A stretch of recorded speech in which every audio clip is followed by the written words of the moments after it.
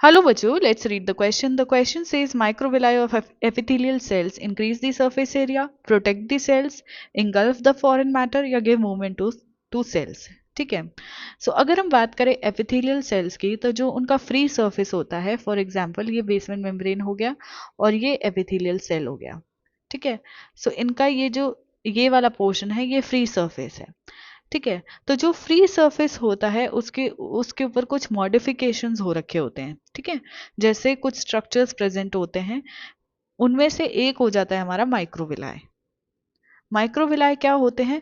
Minute process होते हैं, minute process होते हैं जो कि सेल के ऊपर प्रेजेंट होंगे.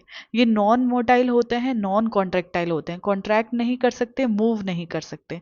इनका काम क्या होता है? सरफेस एरिया इंक्रीज करना ताकि एब्जॉर्प्शन हो सके और सिक्रीशन हो सके. ठीक है. सो माइक्रोविलाई ऑफ एपिथेलियल सेल का फंक्शन क्या हो जाएगा? Increase the surface area.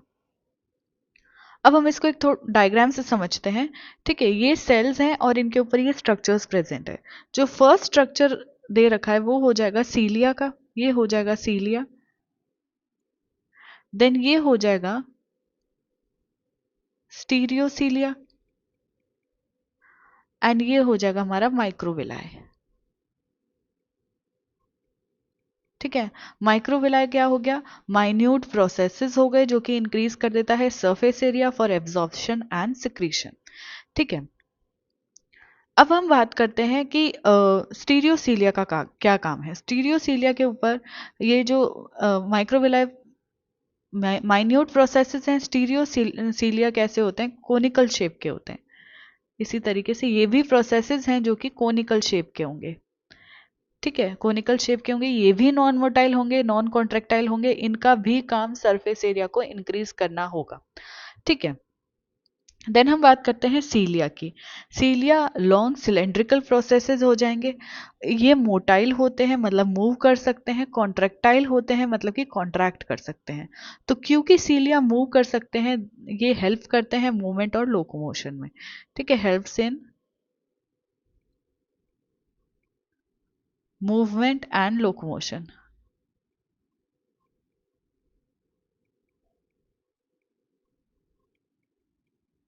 ठीक है. अब किसका मूवमेंट और लोकोमोशन में हेल्प करेंगे? हम एग्जाम्पल लेते हैं. कंसिडर करते हैं कि ये हमारा ट्रेकिया है. ट्रेकिया के अंदर इस तरीके से ये सेल्स प्रेजेंट है. ठीक है. ये सेल्स प्रेजेंट है और इन सेल्स के पास क्या है? सीलिया है. ये सीलिया हो गए इनके पास. ठीक है. अब यहाँ पे मान लो कि म्यूकस है या फिर कोई फॉरेन पार्टिकल है जिसको यहाँ से बाहर निकलना है.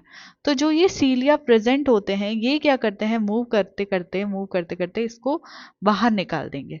ठीक है. So basically helps in locomotion and movement of particle और म्यूकस इन स्पेसिफिक डायरेक्शन. एक डायरेक्शन में उसको जो है मूव करते हैं. अगर हम बात करें माइक्रोविलाई की, तो वो इंक्रीज करता है सरफेस एरिया. फर्स्ट ऑप्शन हमारा करेक्ट हो जाएगा. सेल को प्रोटेक्ट करने का काम करता है, ये इनकरेक्ट हो जाएगा. इनगल्फ करता है फॉरेन मैटर. ऐसा एपिथेलियल सेल्स जो कि फॉरेन मैटर या कोई पैथोजन को इनगल्फ करता है वो होते हैं मैक्रोफेजेस. ठीक है. माइक्रोविलाई नहीं होते हैं. ये ऑप्शन भी इनकरेक्ट हो जाएगा. And give movement to cells. Movement जो होता है थोड़ा बहुत सेल्स को कौन प्रोवाइड करता है? तो वो सीलिया प्रोवाइड करता है, माइक्रोविलाई प्रोवाइड नहीं करता है. ये ऑप्शन भी इनकरेक्ट हो जाएगा. हमारा करेक्ट ऑप्शन चला जाएगा ऑप्शन नंबर 1. आई होप कि आपको क्वेश्चन अच्छे से समझ आ गया है.